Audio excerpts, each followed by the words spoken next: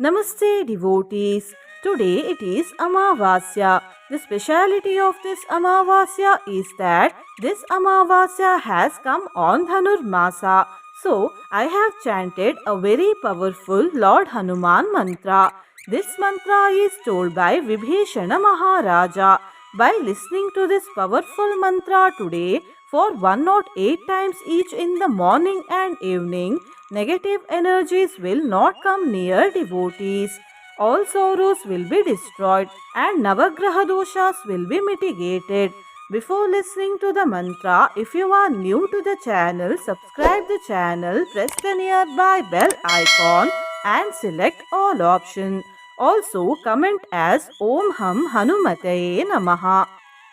वायुपुत्राय वीराय ह्याकाशोदरगामिने वनपालाशिरश्चेदा लङ्काप्रसादभञ्जिने वायुपुत्राय वीराय ह्याकाशोदरगामिने वनपालाशिरश्चेदा लङ्काप्रसादभञ्जिने वायुपुत्राय वीराय ह्याकाशोदरगामिने वनपालाशिरश्चेदा लङ्काप्रसादभञ्जिने वायुपुत्राय वीराय ह्याकाशोदरगामिने वनपालाशिरश्चेदा लङ्काप्रसादभञ्जिने वायुपुत्राय वीराय ह्याकाशोदरगामिने वनपालाशिरश्चेदा लङ्काप्रसादभञ्जिने वायुपुत्राय वीराय ह्याकाशोदरगामिने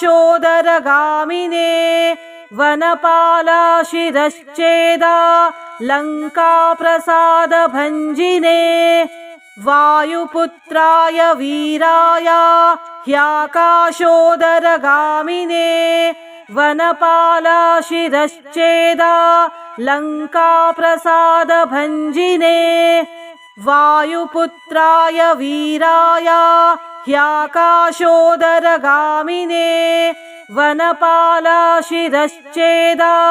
लङ्काप्रसादभञ्जिने वायुपुत्राय वीराय ह्याकाशोदरगामिने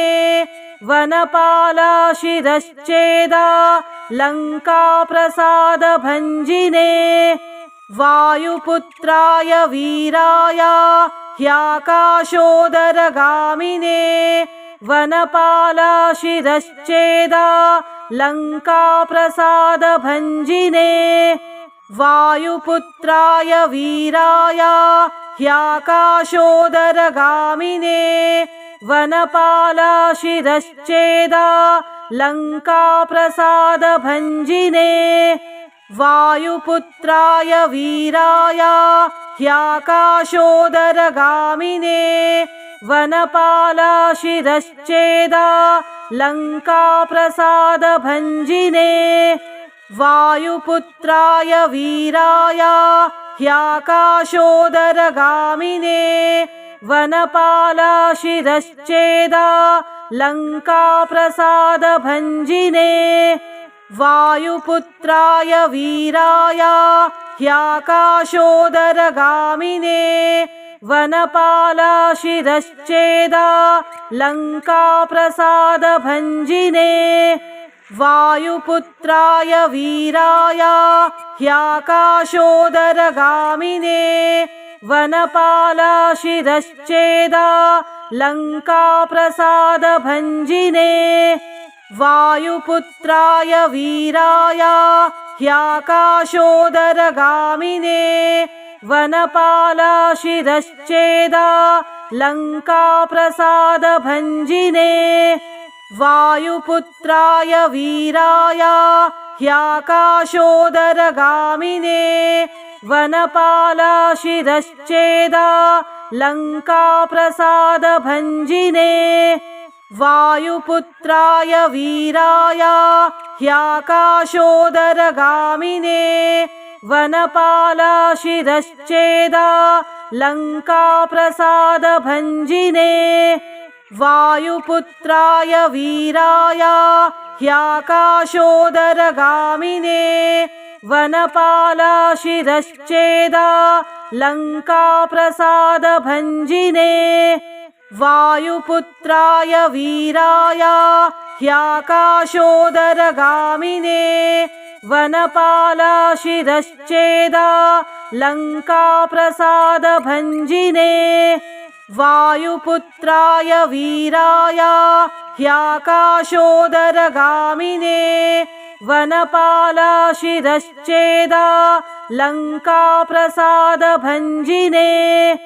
वायुपुत्राय वीराय ह्याकाशोदरगामिने वनपालशिरश्चेदा लङ्काप्रसादभञ्जिने वायुपुत्राय वीराय ह्याकाशोदरगामिने वनपालशिरश्चेदा लङ्काप्रसादभञ्जिने वायुपुत्राय वीराय ह्याकाशोदरगामिने वनपालशिरश्चेदा लङ्काप्रसादभञ्जिने वायुपुत्राय वीराय ह्याकाशोदरगामिने वनपालशिरश्चेदा लङ्काप्रसादभञ्जिने वायुपुत्राय वीराय ह्याकाशोदरगामिने वनपालशिरश्चेदा लङ्काप्रसादभञ्जिने वायुपुत्राय वीराय ह्याकाशोदरगामिने वनपालशिरश्चेदा लङ्काप्रसादभञ्जिने वायुपुत्राय वीराय ह्याकाशोदरगामिने वनपालशिरश्चेदा लङ्काप्रसादभञ्जिने वायुपुत्राय वीराय ह्याकाशोदरगामिने वनपालशिरश्चेदा लङ्काप्रसादभञ्जिने वायुपुत्राय वीराय ह्याकाशोदरगामिने वनपालशिरश्चेदा लङ्काप्रसादभञ्जिने वायुपुत्राय वीराय ह्याकाशोदरगामिने वनपालशिरश्चेदा लङ्काप्रसादभञ्जिने वायुपुत्राय वीराय ह्याकाशोदरगामिने वनपालशिरश्चेदा लङ्काप्रसादभञ्जिने वायुपुत्राय वीराय ह्याकाशोदरगामिने वनपालशिरश्चेदा लङ्काप्रसादभञ्जिने वायुपुत्राय वीराय ह्याकाशोदरगामिने वनपालशिरश्चेदा लङ्काप्रसादभञ्जिने वायुपुत्राय वीराय ह्याकाशोदरगामिने वनपालशिरश्चेदा लङ्काप्रसादभञ्जिने वायुपुत्राय वीराय ह्याकाशोदरगामिने वनपालशिरश्चेदा लङ्काप्रसादभञ्जिने वायुपुत्राय वीराय ह्याकाशोदरगामिने वनपालशिरश्चेदा लङ्काप्रसादभञ्जिने वायुपुत्राय वीराय ह्याकाशोदरगामिने वनपालशिरश्चेदा लङ्काप्रसादभञ्जिने वायुपुत्राय वीराय ह्याकाशोदरगामिने वनपालशिरश्चेदा लङ्काप्रसादभञ्जिने वायुपुत्राय वीराय ह्याकाशोदरगामिने वनपालशिरश्चेदा लङ्काप्रसादभञ्जिने वायुपुत्राय वीराय ह्याकाशोदरगामिने वनपालशिरश्चेदा लङ्काप्रसादभञ्जिने वायुपुत्राय वीराय ह्याकाशोदरगामिने वनपालशिरश्चेदा लङ्काप्रसादभञ्जिने वायुपुत्राय वीराय ह्याकाशोदरगामिने वनपालशिरश्चेदा लङ्काप्रसादभञ्जिने वायुपुत्राय वीराय ह्याकाशोदरगामिने वनपालशिरश्चेदा लङ्काप्रसादभञ्जिने वायुपुत्राय वीराय ह्याकाशोदरगामिने वनपालशिरश्चेदा लङ्काप्रसादभञ्जिने वायुपुत्राय वीराय ह्याकाशोदरगामिने वनपालशिरश्चेदा लङ्काप्रसादभञ्जिने वायुपुत्राय वीराय ह्याकाशोदरगामिने वनपालशिरश्चेदा लङ्काप्रसादभञ्जिने वायुपुत्राय वीराय ह्याकाशोदरगामिने वनपालशिरश्चेदा लङ्काप्रसादभञ्जिने वायुपुत्राय वीराय ह्याकाशोदरगामिने वनपालशिरश्चेदा लङ्काप्रसादभञ्जिने वायुपुत्राय वीराय ह्याकाशोदरगामिने वनपालशिरश्चेदा लङ्काप्रसादभञ्जिने वायुपुत्राय वीराय ह्याकाशोदरगामिने वनपालशिरश्चेदा लङ्काप्रसादभञ्जिने वायुपुत्राय वीराय ह्याकाशोदरगामिने वनपालशिरश्चेदा लङ्काप्रसादभञ्जिने वायुपुत्राय वीराय ह्याकाशोदरगामिने वनपालशिरश्चेदा लङ्काप्रसादभञ्जिने वायुपुत्राय वीराय ह्याकाशोदरगामिने वनपालशिरश्चेदा लङ्काप्रसादभञ्जिने वायुपुत्राय वीराय ह्याकाशोदरगामिने वनपालशिरश्चेदा लङ्काप्रसादभञ्जिने वायुपुत्राय वीराय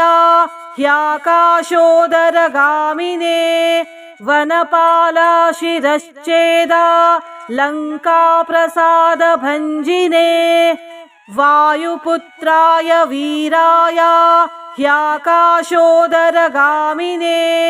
वनपालशिरश्चेदा लङ्काप्रसादभञ्जिने वायुपुत्राय वीराय ह्याकाशोदरगामिने वनपालशिरश्चेदा लङ्काप्रसादभञ्जिने वायुपुत्राय वीराय ह्याकाशोदरगामिने वनपालशिरश्चेदा लङ्काप्रसादभञ्जिने वायुपुत्राय वीराय ह्याकाशोदरगामिने वनपालशिरश्चेदा लङ्काप्रसादभञ्जिने वायुपुत्राय वीराय ह्याकाशोदरगामिने वनपालशिरश्चेदा लङ्काप्रसादभञ्जिने वायुपुत्राय वीराय ह्याकाशोदरगामिने वनपालशिरश्चेदा लङ्काप्रसादभञ्जिने वायुपुत्राय वीराय ह्याकाशोदरगामिने वनपालशिरश्चेदा लङ्काप्रसादभञ्जिने वायुपुत्राय वीराय ह्याकाशोदरगामिने वनपालशिरश्चेदा लङ्काप्रसादभञ्जिने वायुपुत्राय वीराय ह्याकाशोदरगामिने वनपालशिरश्चेदा लङ्काप्रसादभञ्जिने वायुपुत्राय वीराय ह्याकाशोदरगामिने वनपालशिरश्चेदा लङ्काप्रसादभञ्जिने वायुपुत्राय वीराय ह्याकाशोदरगामिने वनपालशिरश्चेदा लङ्काप्रसादभञ्जिने वायुपुत्राय वीराय ह्याकाशोदरगामिने वनपालशिरश्चेदा लङ्काप्रसादभञ्जिने वायुपुत्राय वीराय ह्याकाशोदरगामिने वनपालशिरश्चेदा लङ्काप्रसादभञ्जिने वायुपुत्राय वीराय ह्याकाशोदरगामिने वनपालशिरश्चेदा लङ्काप्रसादभञ्जिने वायुपुत्राय वीराय ह्याकाशोदरगामिने वनपालशिरश्चेदा लङ्काप्रसादभञ्जिने वायुपुत्राय वीराय ह्याकाशोदरगामिने वनपालशिरश्चेदा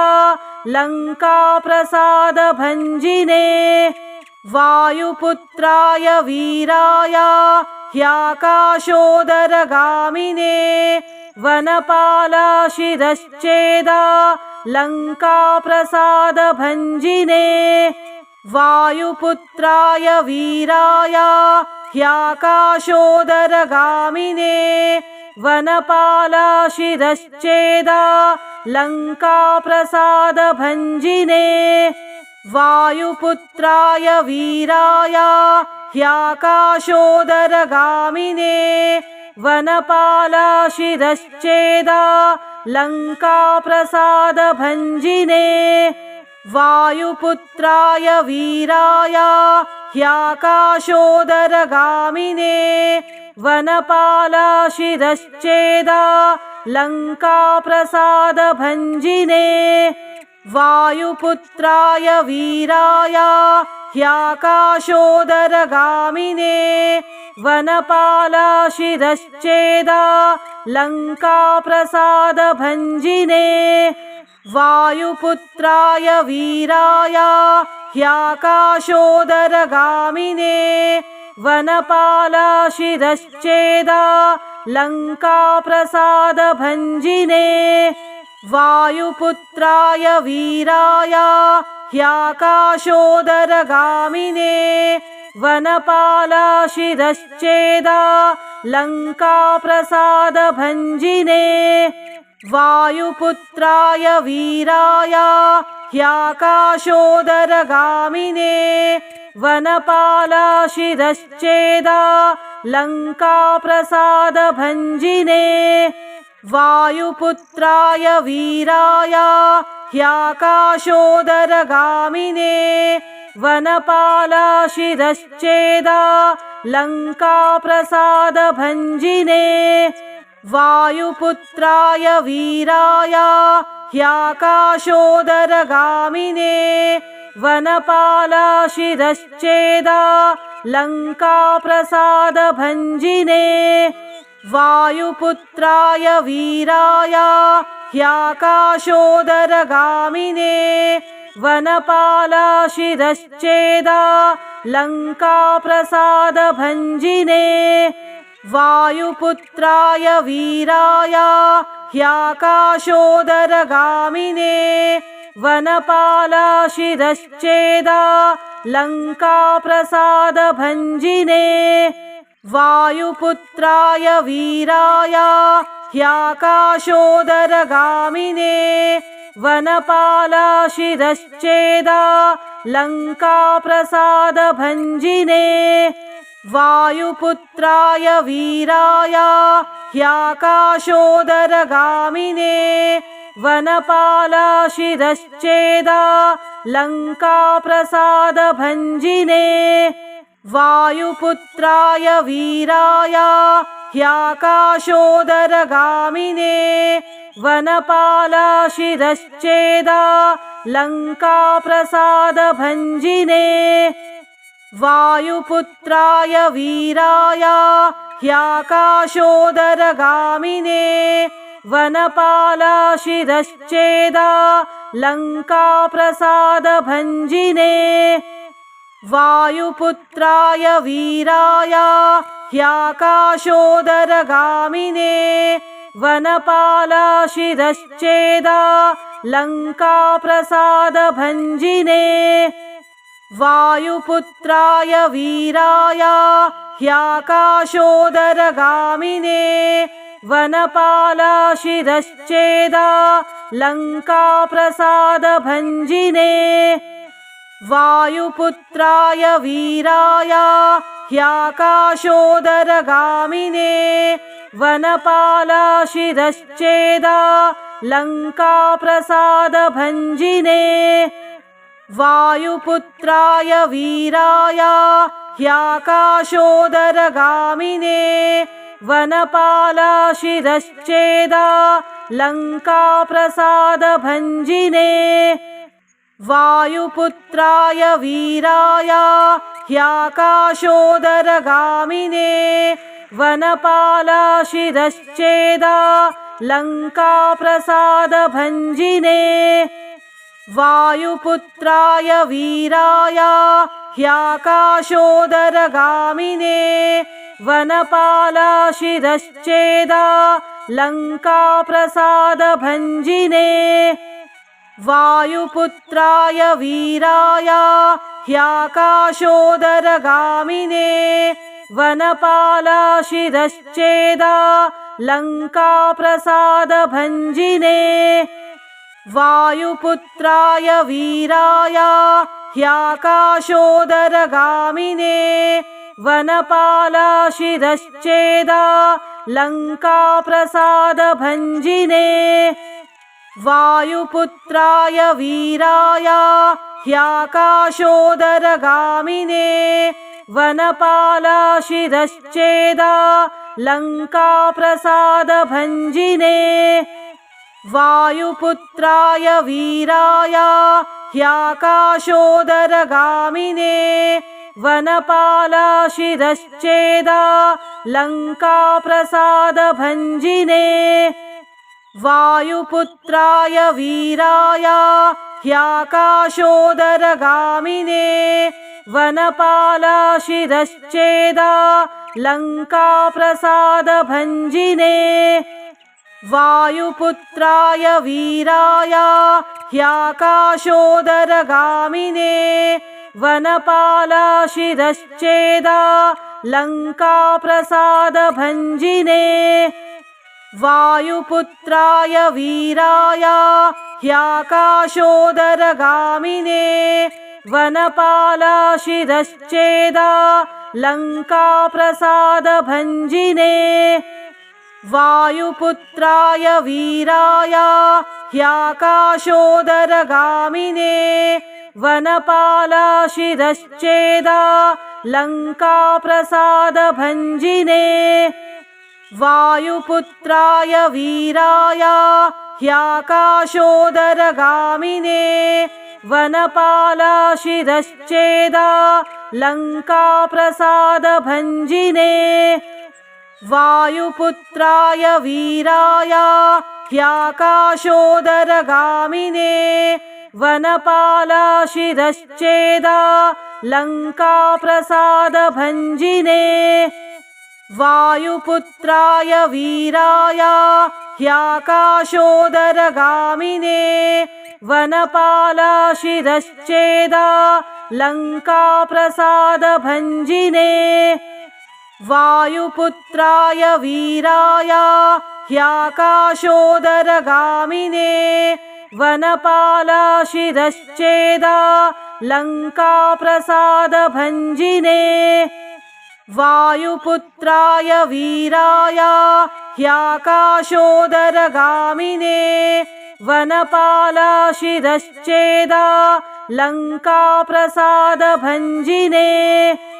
वायुपुत्राय वीराय ह्याकाशोदरगामिने वनपालाशिरश्चेदा लङ्काप्रसादभञ्जिने